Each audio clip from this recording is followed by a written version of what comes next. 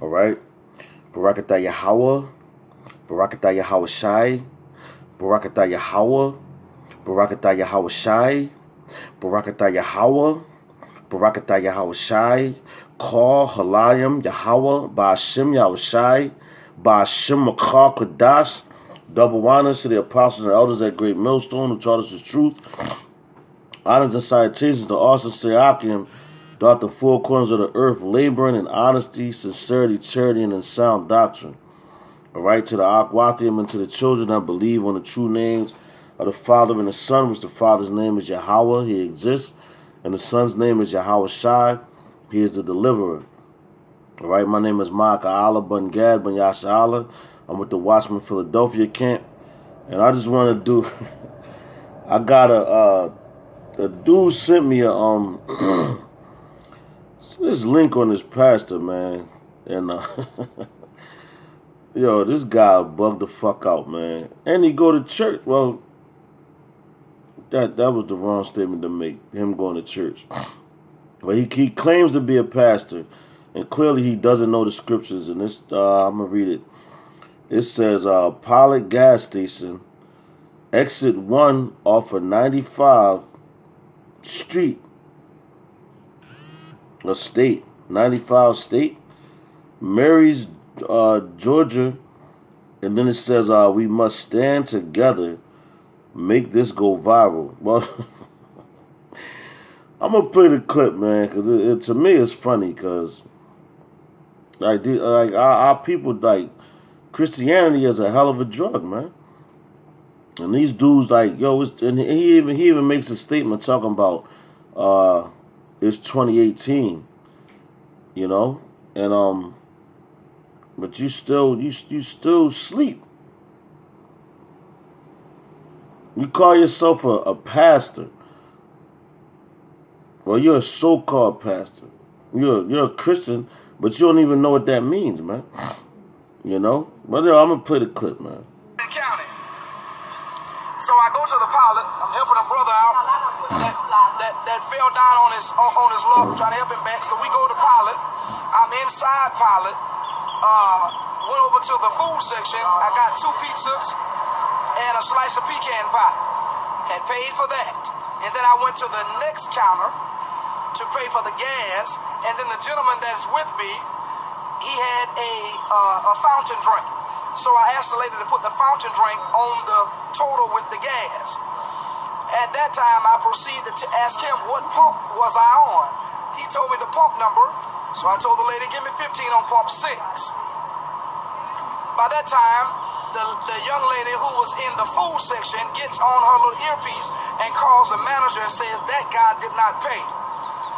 So here this white manager comes out, and she gets in the face of the gentleman that was with me and says, you didn't pay for that drink. You trying to steal that drink. So he hollers my name. Pastor, aren't you paying for the drink? So I turned around, yelled very loudly in the store, yes, ma'am, you don't have to do all of that. I'm paying for the drink. I just told the lady to ring the drink up.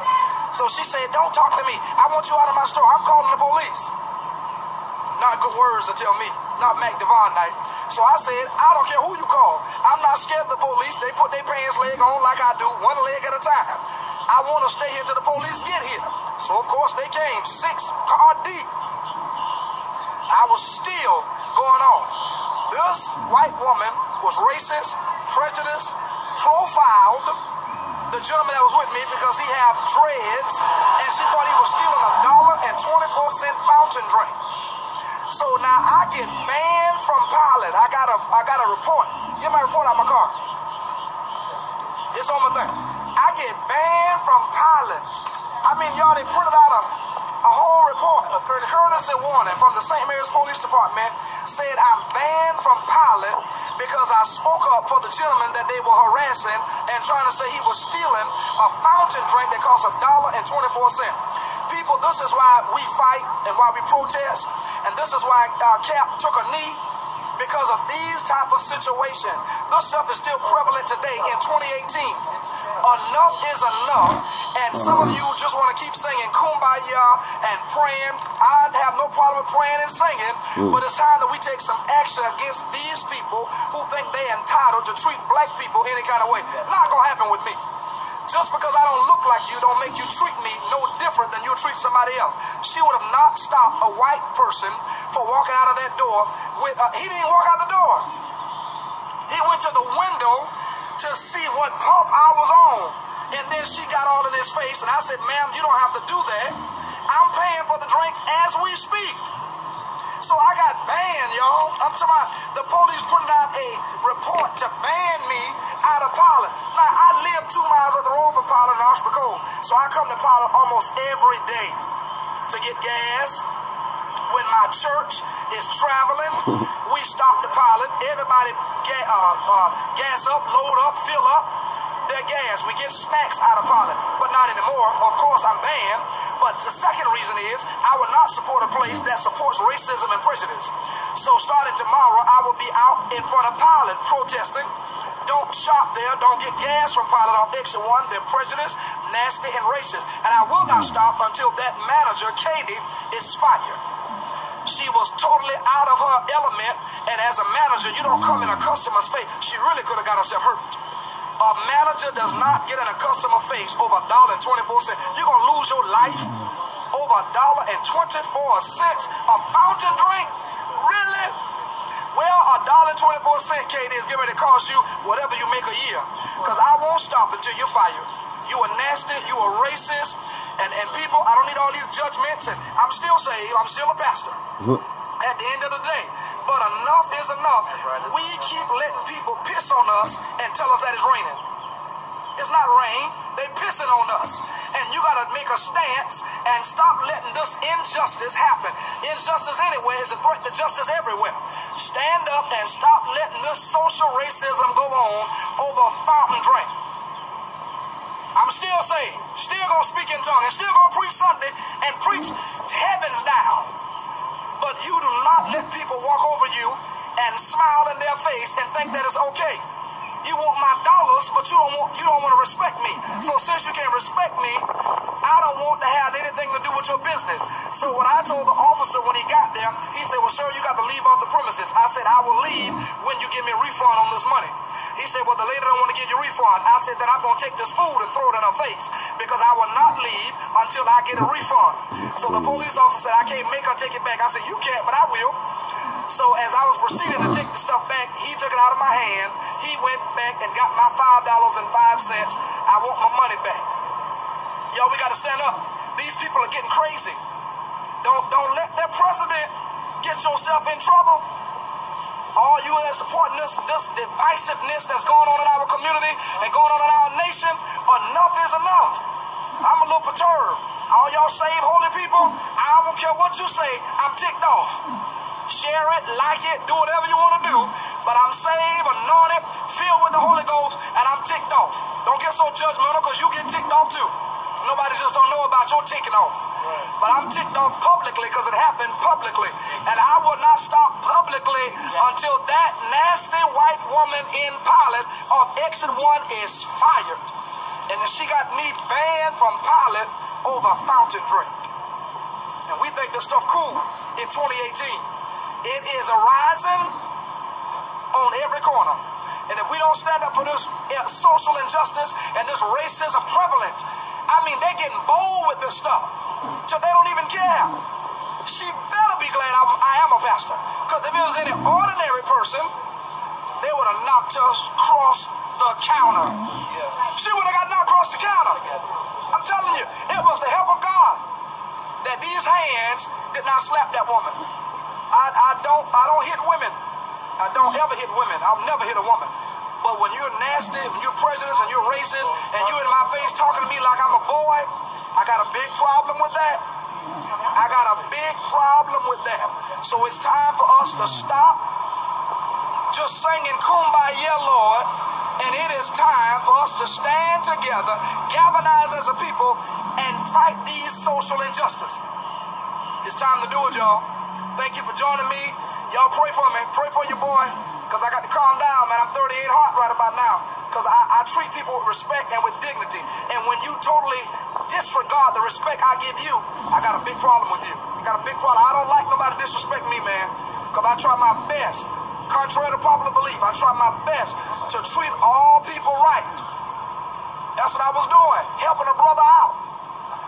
And then she gonna do this? She racially profiled his brother because he has dreads, and guess what? He's black. That's why if that was a white person walking out the store, she wouldn't have said a word to him. I don't care if they walked out with the pizzas. She wouldn't have said a word to him. But because he's black, got dreads in his hair, she want to say something to him. It's time for us to stop this foolishness and letting these people walk over us and letting them do us how they want to do us. So I stood there till the police came. I mean, 6 of them came, and I looked at every one of them. I'm not scared of you. I'm letting you know that right now. I'm not scared of you. I don't have nothing to hide. When you can live peace, nothing on my record. They took my license, searched my record, did background checks and all that stuff, and printed out this paper. I said, search whatever you got to search, because I'm clean, I'm good, but I'm not going to continue to let this racism keep sticking up his ugly head in 2018. So please do not go to Exit 1 Pilot. When you get off Exit 1, the pilot there, off Exit 1, they are racist. I'm not saying every worker in there. I'm not saying every worker in there, but the manager, Katie, is racist. As soon as I walked up to her trying to explain, see they want to call the police all the time. I'm walking up to her and say, ma'am, you don't have to do that. I'm paying for it. I'm calling the police. And that's when I said, call the police. So we need to pass a bill that any white person that calls the police on a black person for no reason, you should be charged with a hate crime. You should be charged with the highest extent of the law. I treat everybody. I'm not racist. I don't have a racist bone in my body. I'm not prejudiced. I don't have a prejudice bone in my body. But what I do have is a non-tolerance, zero-tolerant level for prejudice and for racism and for disrespecting. Got a problem with that. So I will be calling corporate. The pilot off Exit 1 in St. Mary's have issued me a ban. I'm banned from the pilot of Exit 1 for just telling a woman, you don't have to racially profile him, ma'am. I'm paying for the drink. I get banned. I got banned from pilot. And then some of us, you're going to look at this video and still go in there tomorrow and fill up your tank. Go to another gas station. Let's stop patronizing people who keep disrespecting us. Stop patronizing people, giving people your hard-earned money, and they don't respect us. This is what they respect of us. This is what they respect. This is how they respect us. When I probably spent literally probably $5,000 in pilot this year in gas alone. I'm not talking about snacks and zoom zooms and wham whams. I'm talking about. Okay, so we're gonna hop into these scriptures because you can clearly see that dude is bugged out his mind. First of all, he talking about the dude had dreads, you know, and that's something you're not even supposed to wear if you're an Israelite. You're not supposed to wear dreads, man. But you got our people running around, you know, being like the heathen, man. It says, follow not the way of the heathen, nor choose none of his ways, man. You know? But, and this is why, Salaki, this is why a lot of dudes like to wear what they call dreads. But they always try to refer back to Samson and those locks were braids, man. Alright? This is the book of Numbers, chapter 6 and 5.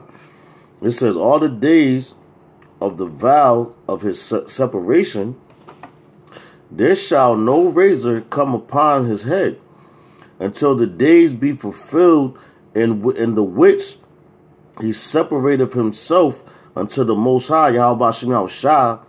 He shall be holy and shall let the locks of the hair of his head grow, man. So those locks are talking about plaits, man, braids. Salakia. Satan always trying to hop in the mix of shit. But those locks and all that are braids, man, plaits. And I did a lesson on that a while ago. But now you're a pastor, and this pastor is you know, clearly shaped up, you know,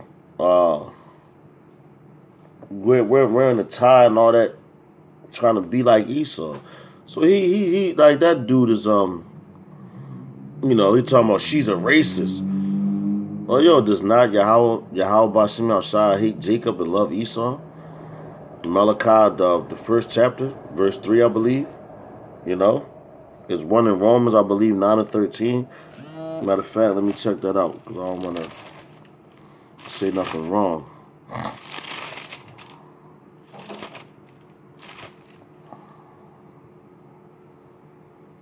Cunt. That's it. Romans 9 and 13. It says, as it is written, Jacob have I loved, but Esau have I hated. So this dude, he's trying to fit in to where his to his enemies, man. You know? That's why he's so upset. Why is he so upset? Because he doesn't understand the scriptures that he claims to uphold. You know? The next scripture is Amos chapter 3, verse 2. It says, you only have I known of all the families of the earth. Therefore, I will punish you for all your iniquities, man. So, yo, this dude is being punished, and he don't even dig it. But you thinking that you still the same as the so-called white man. Well, first of all, you're better than the so-called white man. We're the top people on the face of this earth, and Yahweh Bashim Al-Shai is dealing with us. He's punishing us. Now let's get that again, man. Amos 3 and 2, it says, you only have I known of all the families of the earth. Therefore, I will punish you for all your iniquities, man. All right? So he's punishing us right now for all of our iniquities, our sins that we had committed in the past. You know? You can read, what's that, Nehemiah? The first and second chapter is good. You know, I'm still going through or going over some things, but that you know, talks about how we went off in the Most High, you know, Yahweh Bashim Al-Shai, you know, came at us, man, punished us, you know. But our people tend to forget that, man. And then he talking about, oh, well, I went to told him to go see what pump I was getting my gas on, and the woman got on her earpiece and called the manager, and the manager came out, was jumping all in our face. Why is that, man? Why is that? We're gonna talk about it. This is Ezekiel chapter 35, because this dude don't know the scriptures, man. But you call yourself a pastor, man. You know? And that's the mentality of the church right there. They got our people blinded, man. They drunk and not with wine, man. They staggering, they stumbling all over the place, man. You know, that dude was ranting. That was, what, about a 10-minute video? He was ranting the whole time. And talking about he's still going to go preach. He going to preach the heavens down. He said he's going to preach the heavens down. That nigga is crazy, man. You know? This is Ezekiel chapter 35 and 5. It says, because thou hast had a perpetual hatred and hast shed the blood of the children of Israel by the force of the sword in the time of their calamity and the time that their iniquity had an end. Verse 6, therefore as I live, saith Yahweh Bashim Al-Shai power, I will prepare thee unto blood, and blood shall pursue thee with Salakia, thee, if thou hast not hated blood, even blood shall pursue thee. So my whole point with bringing that out is, you know, if he knew this scripture right here, he would know that Esau hates us. And we supposed to hate Esau. You know? That's scripture. But he don't, like, the church don't teach that, man. They don't teach none of these scriptures. And that's why he running around with his panties in a bunch, so to speak, man. You know? I'm saved. I'm saved. And then the dude don't even know about, you know, the race wars is coming. So that's all this is leading up to. And then Yahweh Bashim Al-Shai is riling Jacob, man. You know? Riling Jacob, so they could put hands on these Edomites. The 2/3 going to do all that. And ultimately, you're going to have the 1/3, the 144 come back with Yahweh Shah and destroy this place, man. When they get beamed up on them chariots. Simultaneously with this place being destroyed by, thermonuclear missiles and the heavenly angels jacking up, you're going to have to get your new body. You're going to have to go throw your uniform on, so to speak. Because those bodies that you're going to get are your uniforms, man. That's a uniform, man. Reporting to duty. You done did a good thing. Like he can't even go through that little bit of oppression, because he don't understand it. So he's not going to get that heavenly body, that uniform, to report the battle and destroy this place and put them people in chains. Get that crown,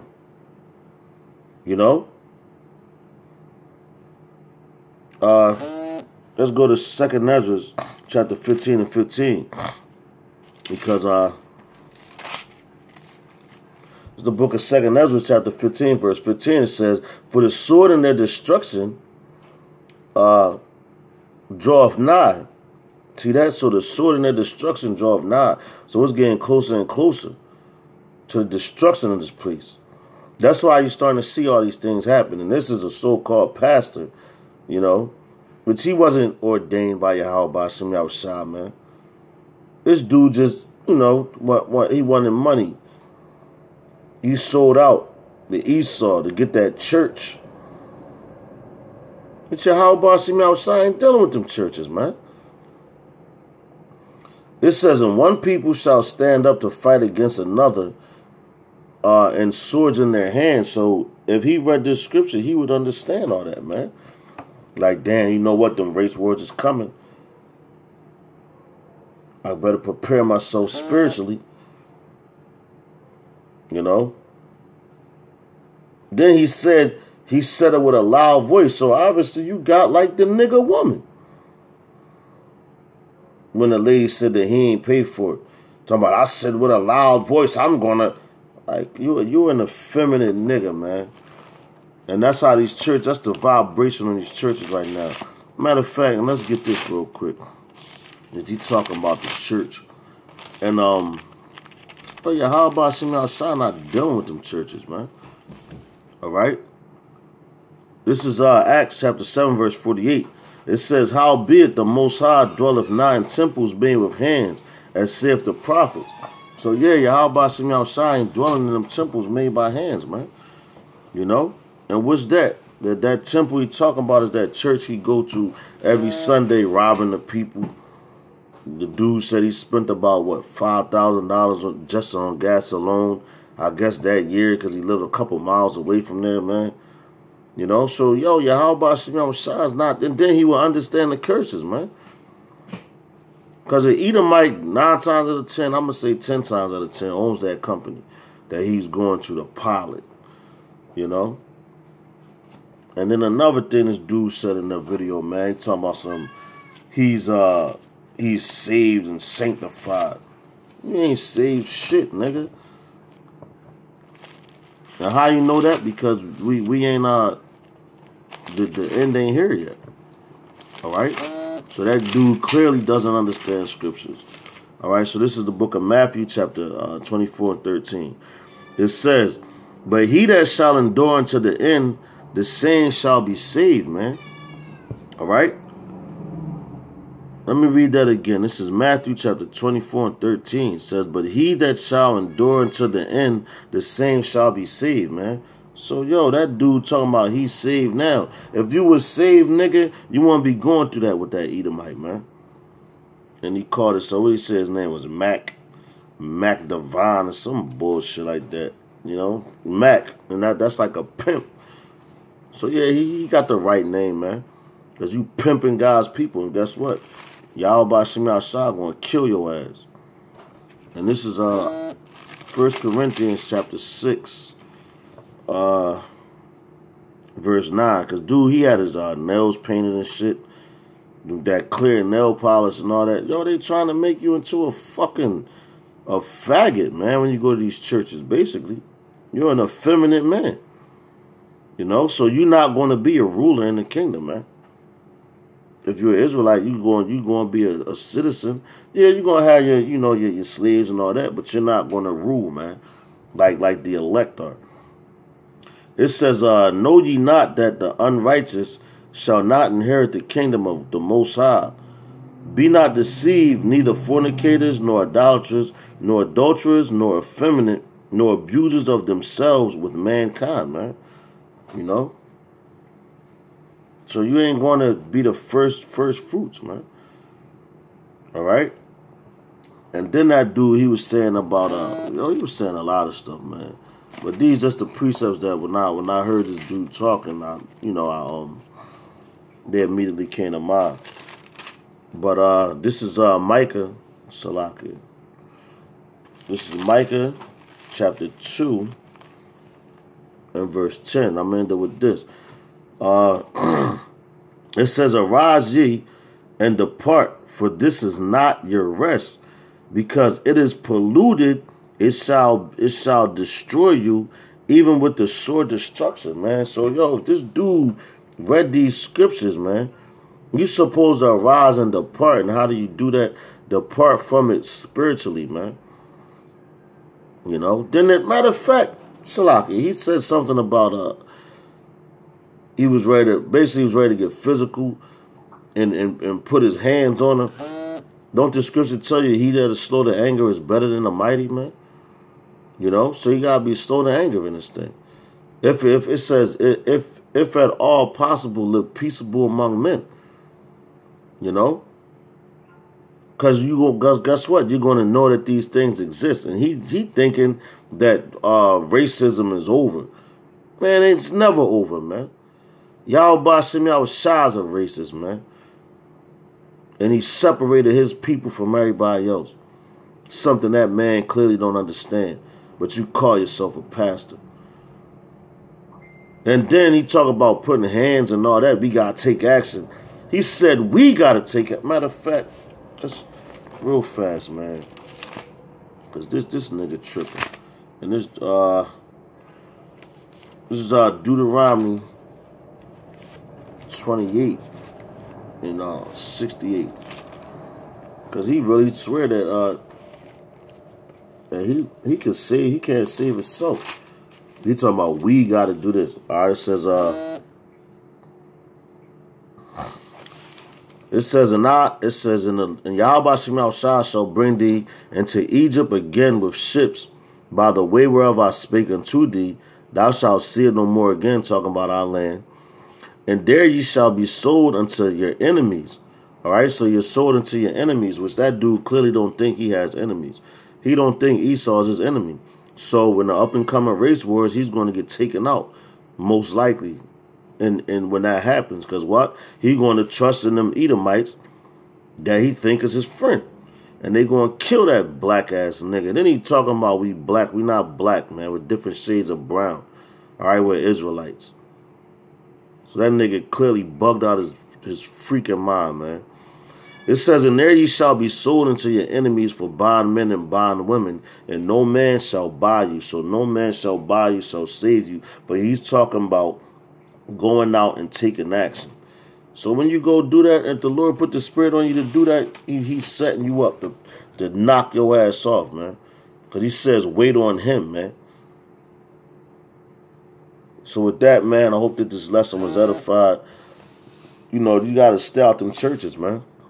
Because they bugged out their mind, you know. And that clearly proves right there, this man called himself a pastor, but don't understand the scriptures. All right? And with that, I'm going to say shalom to the next lesson, death to America.